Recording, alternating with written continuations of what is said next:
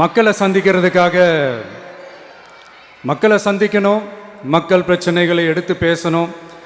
அதுக்காக தான் அந்த மக்கள் சந்திப்பு பயணத்தை தொடங்கி திருச்சி, அரியலூர், நாகப்பட்டினம், திருவாரூர், நாமக்கல், கரூர் அப்படின்னு சொல்லிட்டு போயிட்டுருந்தோம்.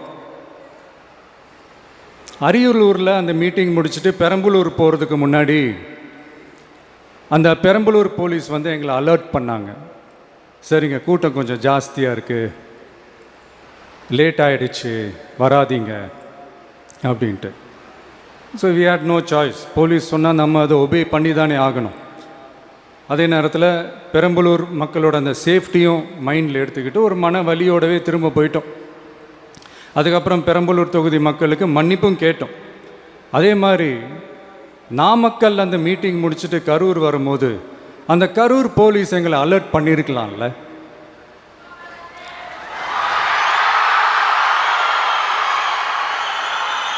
இல்லை சார், இங்கே எதிர்பார்த்ததை விட கொஞ்சம் கூட்டம் அதிகமாக இருக்குது, கண்ட்ரோல் பண்ண முடியல, வராதிங்க. அண்ட் போலீஸ் நினச்சா அவங்க அந்த மீட்டிங்கே கேன்சல் பண்ணலாம். ஏதோ தப்பாக இருக்குது, ஏதோ தப்பாக தோணுது அப்படின்னு நினச்சிட்டாலே they have all the rights to cancel the meeting. எங்ககிட்ட கேட்கணும்லாம் ஒன்றும் அவசியமே கிடையாது. ஆனால் அதையெல்லாம் எதுவுமே செய்யாமல் அந்த ஹைவேல இருந்து அந்த ஸ்பாட்டுக்கு போலீஸே எங்களை உள்ளே கூட்டிகிட்டு வந்து விட்டு அந்த நாடகம்லாம் இருக்குது பாருங்க.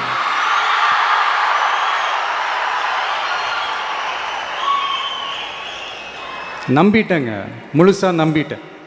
அன்றைக்கி இருந்த அந்த கரூர் போலீஸ் பேசும்போது தேங்க்ஸ்லாம் சொன்னேன் அவங்களுக்கு. எனக்கு தெரியாது இப்படி ஒரு நாடகம் நடக்கும். இதுக்கெல்லாம் யார் காரணம்? இதெல்லாம் யார் சொல்லி செஞ்சது? இப்படி பண்ணுங்க, அப்படி பண்ணுங்க, சப்போஸ் அப்படி நடந்தா இப்படி பண்ணுங்க, சப்போஸ் இப்படி நடந்தா இந்த மாதிரி இன்ஸ்ட்ரக்ஷன்ஸ்லாம் கொடுத்து அந்த ப்ரெஷர் போடுறது யாரு?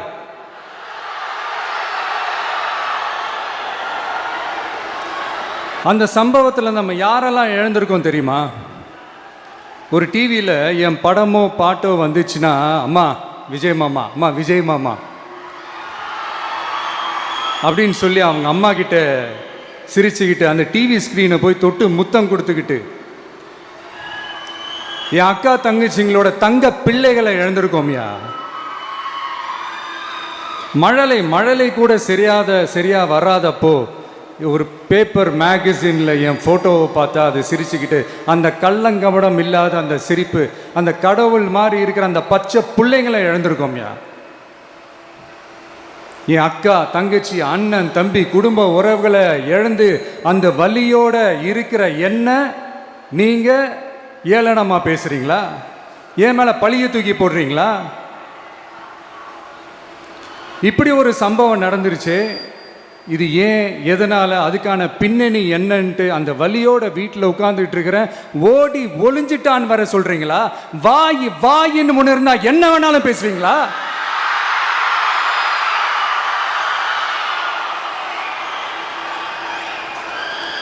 மக்களே, நான் உங்களையே கேட்குறேன். அன்றைக்கி அத்தனை க்ரௌடு இருந்துச்சு, அந்த க்ரௌடுக்கு தகுந்த மாதிரி போலீஸ் பாதுகாப்பு கொடுத்தாங்களா? இந்த இடத்தை எடுத்துக்க சொல்லி நாங்கள் தான் சொன்னோம்னு ஒரு போலீஸ் ஆஃபீஸர் பேட்டி கொடுக்குறாரு. அதுக்கு என்ன அர்த்தம்? இவ்வளோ வலி, இவ்வளோ காயங்கள் கொடுத்துட்டு பழியை தூக்கி நம்ம மேலே போட்டுட்டு அதில் ஒரு அரசியல் ஆதாயம் தேடுறீங்களேயா?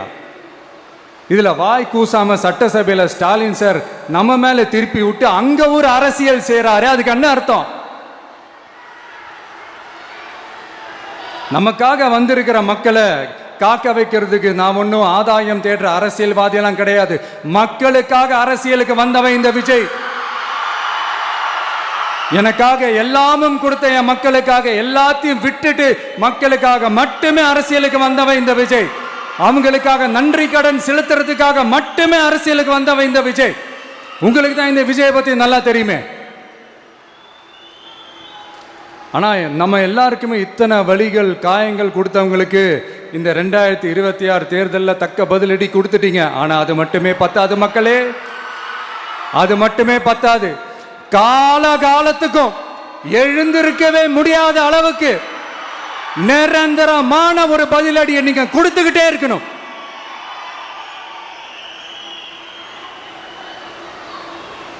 இப்படிலாம் பண்ணா நான் மக்களை விட்டு ஓடிடுவேன் நினைப்பா? யார் என்ன ஓடினாலும் நான் மக்களை விட்டு எல்லாம் ஓட மாட்டேன்.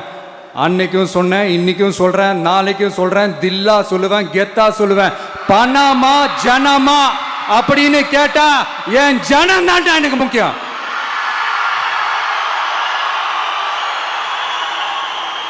மக்களே, உங்களை விட எனக்கு இந்த காசு பணம் முக்கியமா என்ன? இவ்வளோ குறைகள் நம்ம மேல சொல்றாங்களே, இப்ப நான் சொன்ன மாதிரி அவங்களால ஓப்பனா சொல்ல முடியுமா? அந்த தில்லு இருக்கா, திராணி இருக்கா? ஒரு கிடையாது. ஆனா நம்ம மக்கள் அமைச்சு கொடுத்த நம்ம அரச குறைகள் மட்டும் டிசைனா மாடல் மாடலா குறைகள் மட்டும் சொல்லுவாங்க.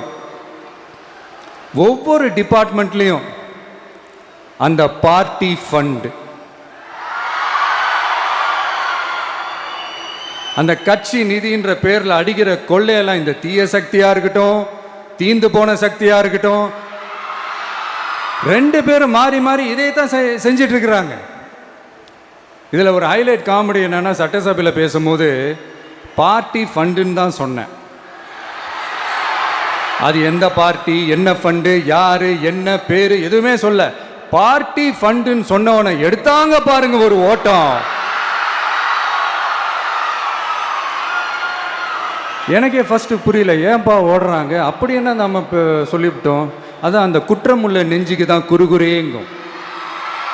இது எப்படி இருக்கு தெரியுமா? எங்க அப்பா பீரோக்குள்ள இல்லை, எங்க அப்பா பீரோக்குள்ள இல்லை அப்படின்னு சொல்ற மாதிரி. ஐயோ, ஏன் கேட்குறீங்க? இவங்களோட செம்ம கூத்தா இருக்குங்க, செம்ம ஃபன்னா இருக்கு. சென்னையில் ஒரு பாலம் கட்டுறதுக்காக நார்மலாக ஆகிற செலவை விட அதிக செலவில், கிட்டத்தட்ட டபுள் மடங்கு செலவில் ஒரு டெண்டர் ஒன்று விட்டுருக்குறாங்க. அதையெல்லாம் தோண்டி எடுத்து அதெல்லாம் இப்போது கண்டுபிடிச்சி கேன்சல் பண்ணியிருக்கிறோம். இன்னும் எத்தனை கோடி ஊழல், எத்தனை லட்சம் கூடல் தோண்ட தோண்ட வருமோ எங்களுக்கே தெரில. ஒவ்வொரு முகமுடியாக கிழியுது. ஐயோ, இந்த விஜய் ஒவ்வொரு கதையா எடுத்து வெளியில விட்டுருவான் போலின்ட்டு திரும்புற பக்கம்லாம் கதறல் கதறல் கதறல், காதலேருந்து ரத்தம் வராத குறை.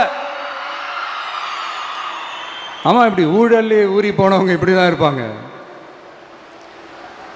இந்த 50-55 நாட்கள்ல அங்கே செஞ்ச சில விஷயங்கள்லாம் சட்டசபையிலே எடுத்து சொன்னேன். பட் இங்கே ஒரு சில விஷயங்கள் சொல்லணும்னு நினைக்கிறேன். இந்த மின்சாரத்துறையில் இதுக்கு முன்னாடி போட முடியாமல் இருந்த அந்த பதவி உயர்வை இப்போ தான் எங்களால் போட முடிஞ்சுது. அதுக்காக ஒரு அக்கா அழுதுகிட்டே ஒரு நன்றி சொன்னாங்களே, அதெல்லாம் உங்கள் கண்ணில் படாது அந்த வீடியோலாம், குறை சொல்கிறவங்களுக்கு. அடுத்து லஞ்சம்லாம் ஒழிக்க முடியாது, ஊழல்லாம் ஒழிக்க முடியாது, அதெல்லாம் பிளட்டிலேயே ஊறி போய் இருக்கு அப்படின்னு சொன்னவங்க போய் ஒவ்வொரு கவர்மெண்ட் ஆஃபீஸாக பாருங்க. ஒரு பைசா லஞ்சம் இல்லை, ஒரு பைசா ஊழல் இல்லை, வேலையெல்லாம் சும்மா டக்கு டக்கு டக்குன்னு நடக்குது.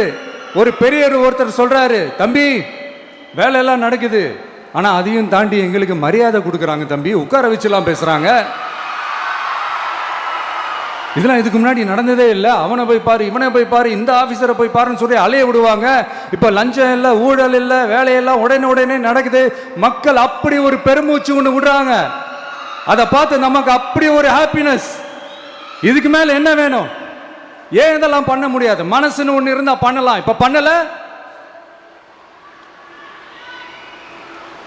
அதே மாதிரி இந்த எல்என்டி நிறுவனத்தோட 18,600 crore 3 திட்டங்கள் அந்த ஒப்பந்தம், அந்த கையெழுத்து போட்டிருக்கிறோம்.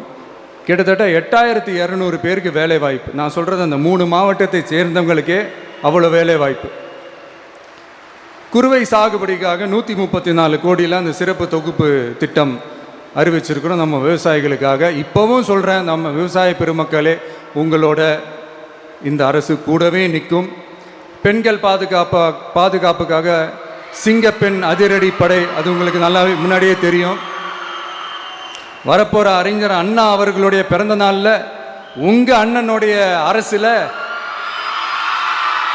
தாய் மாமன் தங்க மோதிர திட்டம் அறிவிக்கப்படும். இதெல்லாம் கேட்டாங்களே, வாக்குறுதி கொடுத்தீங்களே, என்னாச்சுன்னு. இந்த தீய சக்தி மாதிரி ரீல் தாய் மாமன்லாம் கிடையாது, ரியல் தாய் மாமன். எப்படி ரியல் ரியல் டைம் ஆம.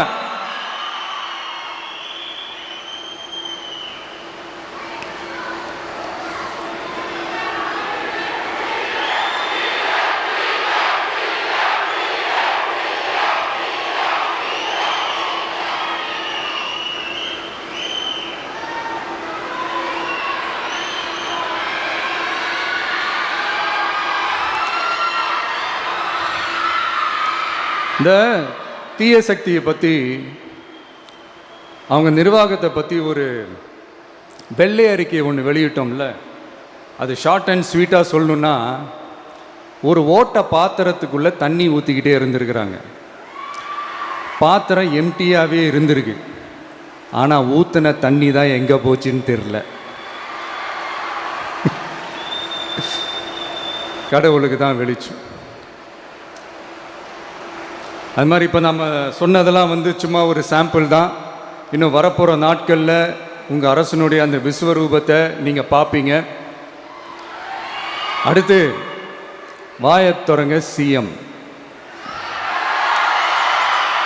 அடாடா, உங்கள் சிஎம் நெஞ்சிலேயே குத்திட்டு வந்தீங்க பாருங்க, அதெல்லாம் வேற லெவல். பேசுங்க பேசுங்கன்றீங்க, பேசுனா எந்திரிச்சு ஓடிடுறீங்க.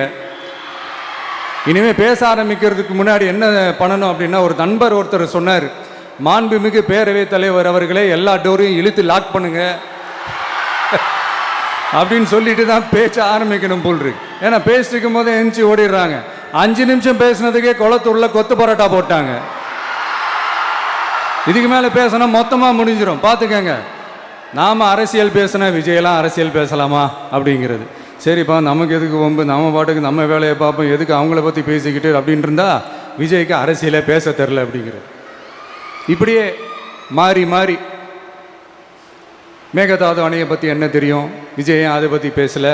இப்படி நம்ம அரசியலுக்கு வந்ததுலேருந்தே ஒரு கூட்டம் குறை மேலே குறையா சொல்லிக்கிட்டு பாட்டுக்கு பாட்டு கச்சேரி எங்களுக்கும் பண்ண தெரியும், பண்ணலாமா? இந்த மேகதாது அணை சம்பந்தமான அந்த வழக்கில் தமிழ்நாட்டோட பெட்டிஷனை சுப்ரீம் கோர்ட் எப்போ ரிஜெக்ட் பண்ணுச்சு? அப்போ யார் ஆட்சியில் இருந்தா? ஏன் ஒழுங்காக வாதாடல? நீங்கள் ஒழுங்காக வாதாடி இருந்தீங்கன்னா அதை ரிஜெக்ட் பண்ணியிருக்க மாட்டாங்கல்ல. ஏன் ஸ்டாலின் சார் வேணும்னே விட்டுட்டாரா? ஏன் இப்படிலாம் கேள்வி கேட்கலாமா? இப்படிலாம் கேள்வி கேட்டால் தான் மேகதாது அணையை பற்றி பேசுனதா அர்த்தமா? ஏன் அந்த ஸ்டேட்டு சிஎம் பேசுகிறாரு, நீங்கள் ஏன் பேசலை அப்படின்னா, நம்ம ஸ்டேட்டோட உரிமையை எங்கே நிலைநிறுத்தணுமோ அதுக்காக வேலை பார்க்குறது மட்டும்தான் முக்கியம். சும்மா சவால் விட்டுக்கிட்டு சீண்டிப்பார், நான் யார் தெரியுமா, தொட்டுப்பார், இப்படிலாம் பேசிக்கிட்டு இருந்தால் வேலைக்கு ஆகாது. சும்மா பேசி பேசி பிரச்சனையை வளர்த்துக்கிட்டு யார் மேலே அது பழியை தூக்கி போட்டுட்டு அப்புறம் மக்களை அம்போன்னு தெருவில் விட்டுட்டு இப்படி தான் ஒரு அரசியல் பண்ணணும்னா அந்த அரசியல் நமக்கு தேவையும் இல்லை, அதை நம்ம செய்யவும் போகிறதில்ல. Talk less work more mode தான், அதுதான் நம்ம பாலிசியே. அதனால தான் சட்டசபையில் அந்த அரசினர் தீர்மானம்னு சொல்லி ஒன்று கொண்டு வந்தோம். அது எப்படி டு டேக் இட் ஃபார்வர்ட், எப்படி கொண்டு போகணுமோ அதை சரியாக செய்வோம். சென்ட்ரல் கவர்மெண்ட்லேருந்து அந்த டீலிமிட்டேஷனை திரும்ப கொண்டு வர போகிறதா ஒரு பேச்சு ஒன்று அடிப்படுது. யார் என்ன டீலிமிட்டேஷன் கொண்டு வந்தாலும் தமிழ்நாடு அது ஒத்துக்காது. நமக்கான இடத்த யாரும் பறிக்கவும் முடியாது, அது பறிக்கவும் விட மாட்டோம். இப்படி நாம் இருக்கும்போது இந்த தீய சக்தி திமுக எங்கே போய் நிற்குது, யார் கதவை தட்டிக்கிட்டு நிற்குது, அது உங்களுக்கே நல்லா தெரியும். மக்களே, இந்த தீய சக்தியும் தீந்து போன சக்தியும் வேறலாம் இல்லை, கூட்டு களவாணிங்க. சொல்ல முடியுமா அவங்களால? எங்களுக்குள்ள ஒட்டும் இல்லை, உறவும் இல்லை, அறிவிக்க முடியுமா, நிரூபிக்க முடியுமா?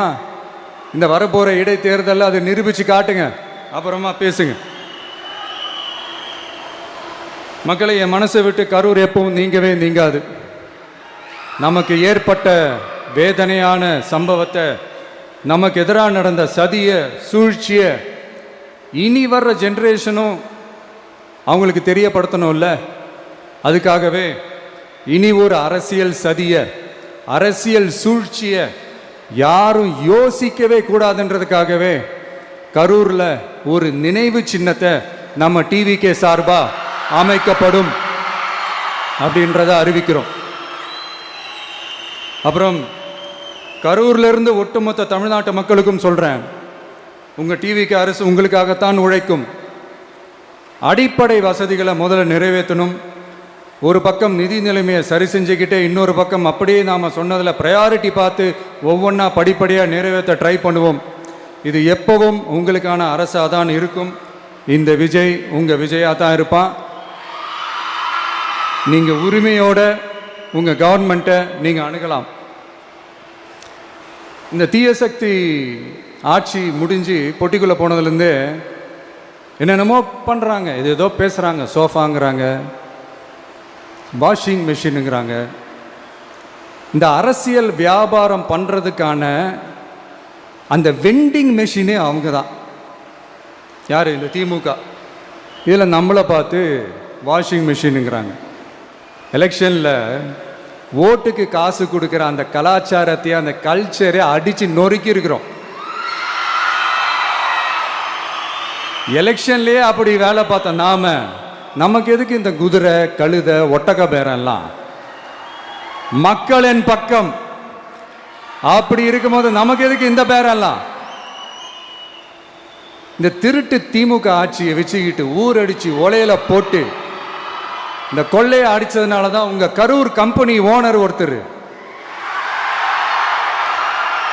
எங்க எங்க இருக்காருன்னே தெரியாம ஓடு ஓடு ஓடு ஓடு ஓடு ஓடு ஓடு ஓடு வராம் பாரு வேட்டக்காரன் ஓடினே இருக்கிறாரு. இன்னொருத்தர் ஃபாரின்ல போய் ஒளிஞ்சுக்கிட்டார். ஃபாரின் ஸ்டாலின் சார் நினைச்சிட போறீங்க, அவர் இல்லை.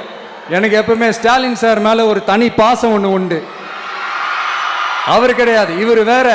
சிங்கப்பூருக்கு செக்கப்புக்கு போனார்ல அவரு. இன்னும் தோண்ட தோண்ட எத்தனை பேர் மாட்ட போறாங்களோ தெரியல. உங்ககிட்ட யாராவது லஞ்சம் ஏதாவது கேட்டாங்கன்னா கொடுக்க முடியாது சொல்லுங்க, நான் இருக்கேன் உங்களோட.